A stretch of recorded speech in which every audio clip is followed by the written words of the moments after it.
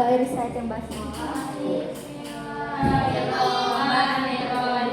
Oke, gue apa namanya? Oke, semoga bersemangat. So today we are going to have a practice using potential method. Okay, first please write your name and your group here. Nama kalian boleh di bawah ada hari, tanggal, waktu, dan tempat pelaksanaan. Sudah?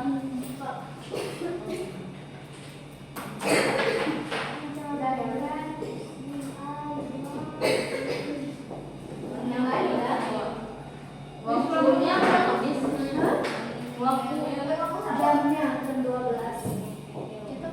Ini gimana lah? Aku udah paham. Nanti dijelasin ya. Oke, next the goals sudah praktikum untuk mengetahui prinsip kerja potensiometer. Untuk mengetahui prinsip kerja potensiometer. Konsep kerja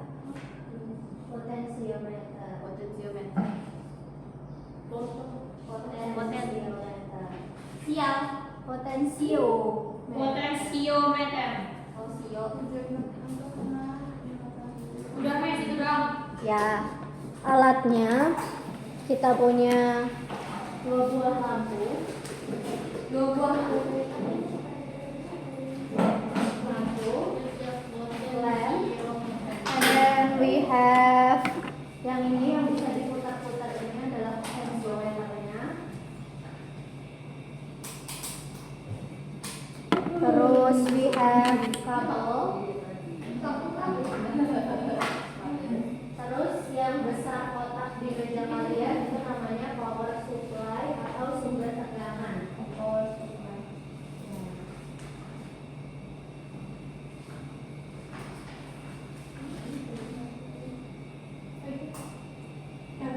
Oke. Prosedur kerjanya dari sini ya. Yang pertama kalian coba nyalakan dulu colokin Kabel sama apa lagi Mes? power supply. Ini. Potensi ini nggak jadi kita pakai. Yang ketiga Oke, pertama kita tes dulu lampunya nyala atau enggak. Kalian on-kan, ada lem. di on-kan putar sampai 12 volt. Coba pencet. Sudah? Terus yang kalian hubungkan yang itu kan ada 2 nih, yang biru sama hitam merah. Yang gede kalian hubungkan ke lampunya.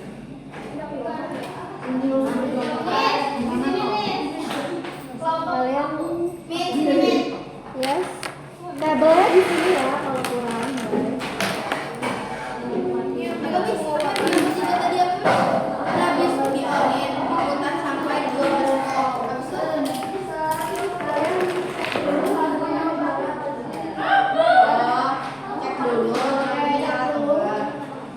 Oke, cek dulu apakah lampunya menyala, kabelnya bersih.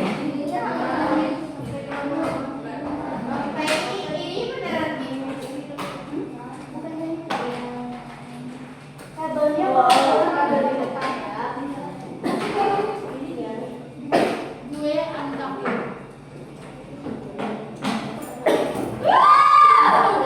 Tapi jangan putar sampai 24.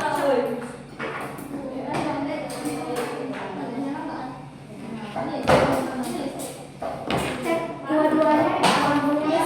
Ini harus be online aja sama beli. Sudah? Lagi nyala. Oh, udah nih.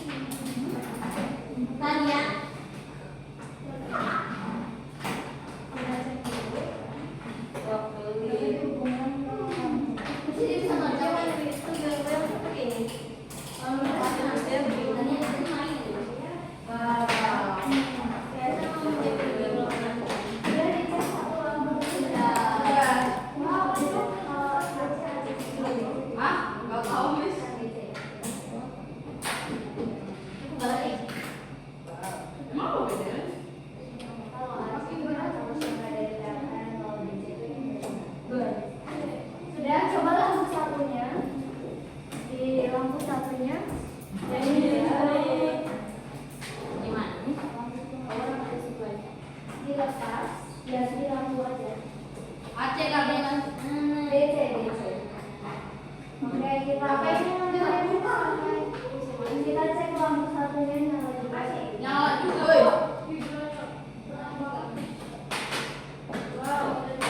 Kayak belajar nih dah.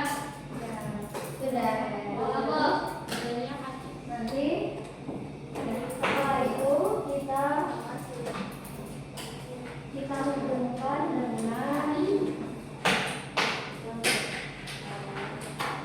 bisa di offline dulu, kita tambah potensiometer.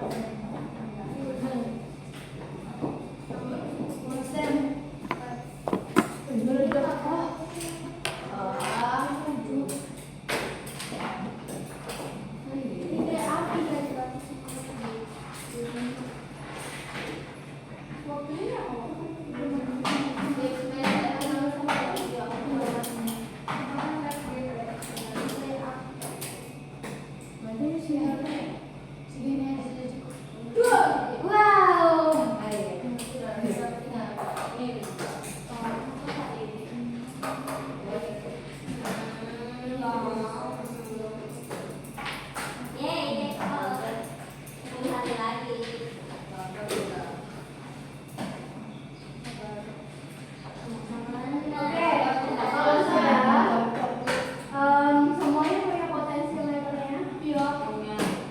Nah, tadi potensiometernya ada nomor 1, 2, sama 3. Coba kalian tunjukkan yang 1 ke angka 1, satunya angka terus ini nyambung ke baterai. Jadi dia membentuk satu lingkaran ini, satu. Kita harus bisa. Nanti, ya. Kalau mau tahu ini gimana nih? Ini apa? Sedang mana? Kabelnya? Kabel. Ini kan satu. Tanya yang di DC-nya itu pakai lampu. DC-nya merah, yang di sini. Ngapain? Jadi merah. Terus di DC yang sebelahnya itu hitam. Ke nomor 1. Di mana?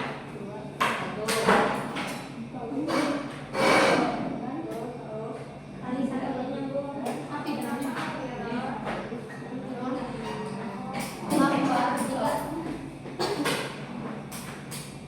Kedua kan nomor 2. Nah, kalau sudah kalian bisa pasang ininya. Harusnya dia meredup dan menyala. Buatnya itu coba dari punya.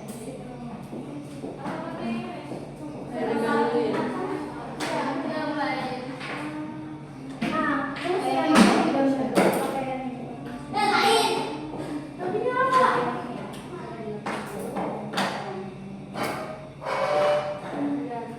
Apa sih sabar aku belum paham. Iya bener yang ini tadi. Tadi kok nggak masuk? Kali ini harus sama ya, Miss? Mana, Miss? Miss kenapa? Iya, ini Terus nilai baik.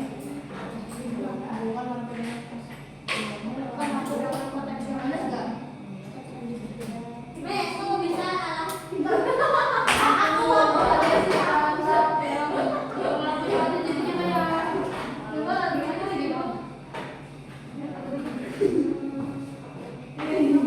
Oke, kalau sudah digambar dulu di bagian ini ya, di bagian skema alat.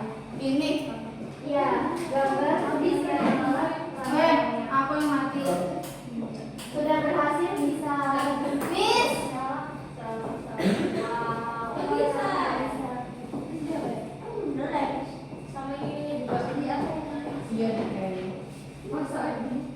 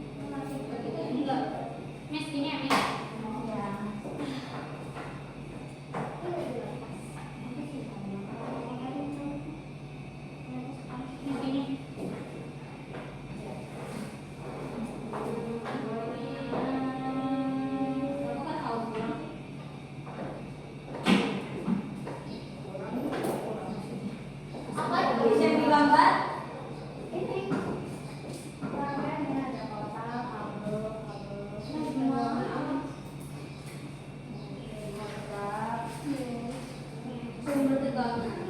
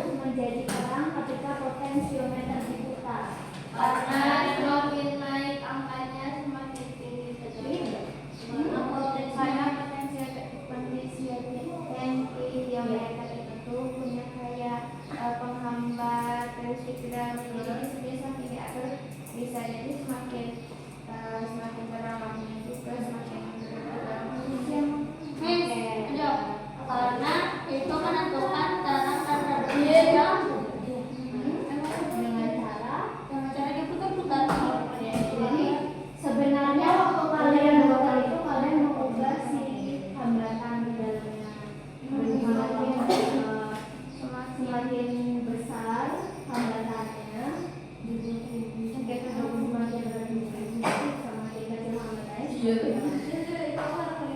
Apa Miss? Jadi jawabannya Miss?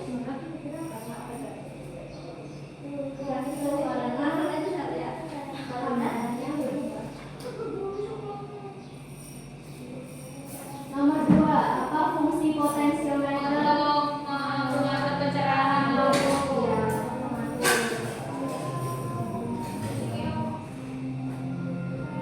Bagaimana perubahan geser? Itu dua.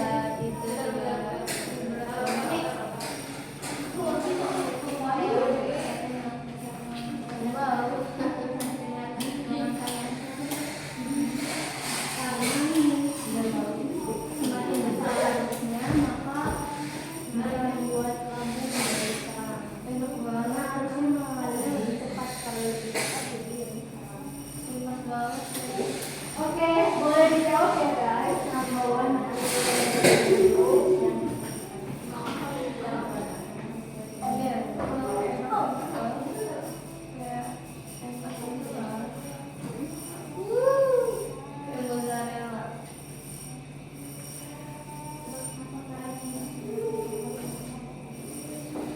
Oke, yuk dijawab. Kalau ibarat tenaga itu yang dikami ya, sumber tegangan.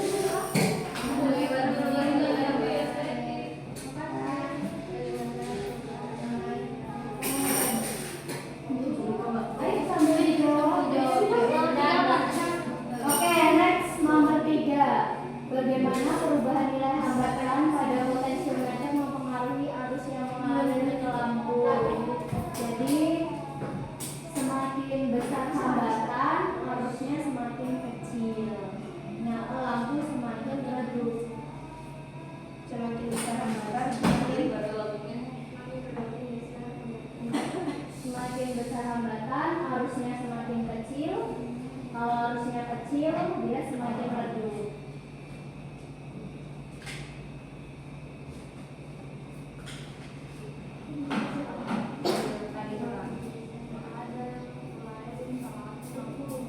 Kalau misalnya apanya kalian kalkulasi itu dia mau mati nggak sih?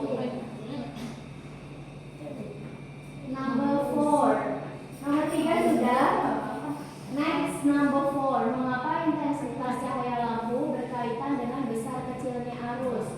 Nah, kemarin kan disimulasi kalau arusnya besar, elektronnya mengalirnya cepat atau lambat?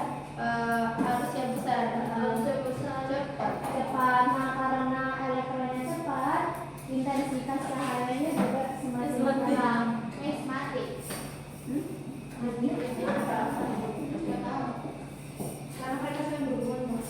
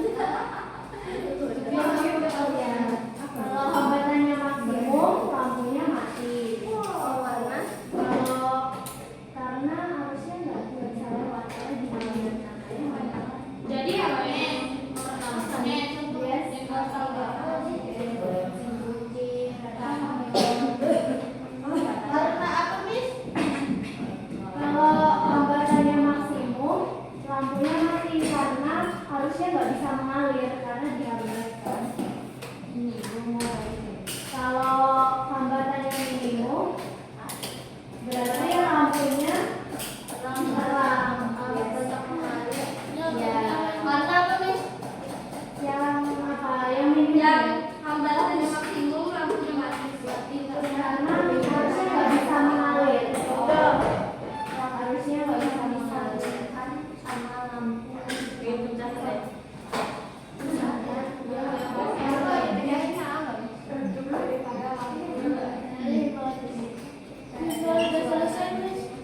Katanya udah. Katanya kalau misalnya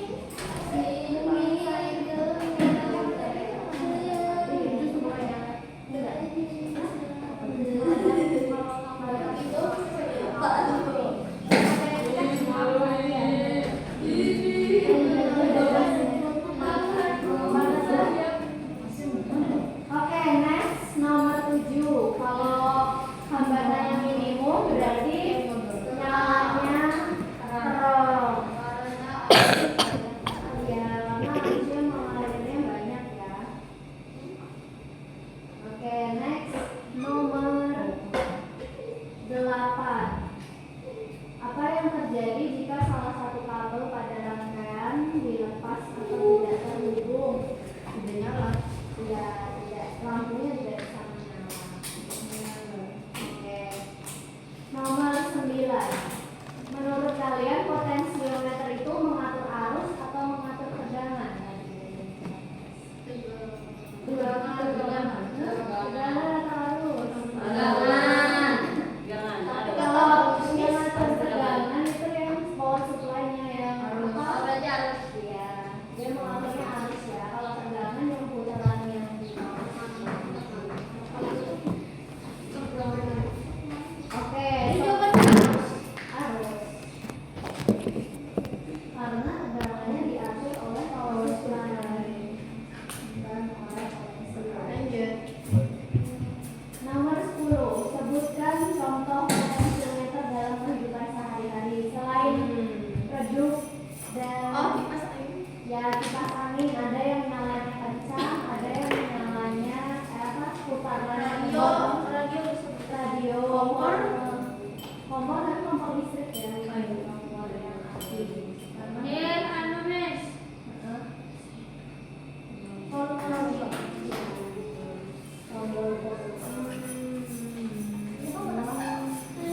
Terus sudah, kalau sudah jawab reflection 5 soal udah please. Refleksi juga jawab. Ya, reflection 5 soal bisa dijawab di sebelah ya, ada gambar kosong. Kalau sudah dirapikan, cepat juga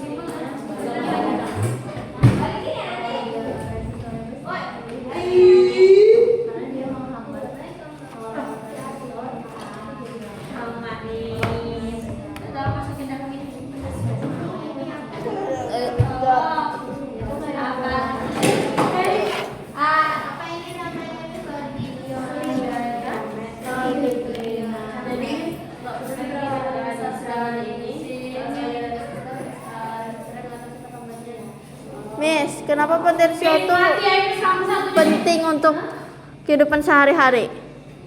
Miss, Kalau ada itu kita nggak bisa ngatur. kan katanya mempelajari. Hah? Kan kata Miss memahami cara kerja. Kan memahami cara kerja. Kenapa penting memahami cara kerjanya? Kan kita kan cuma menggunakan doang. Iya penting supaya ini kalau misal berarti harus dijaga nggak boleh maksimal supaya cepat. Supaya tahu batasan gitu ya. Oke, kalau sudah dirapikan dulu wanita dilepaskan semua ya.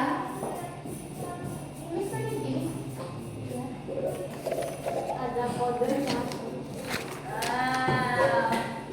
Oke, kalau sudah dirapikan guys, dilepas kabelnya. Kabelnya dijadiin satu.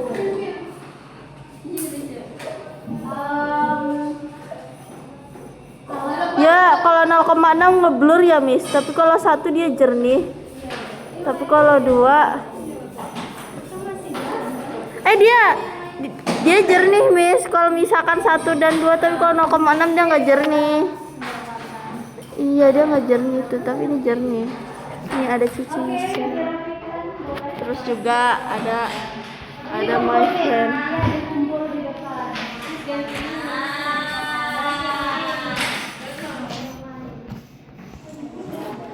Ini kayak estetik banget gitu ya, tapi kita 0,6 guys.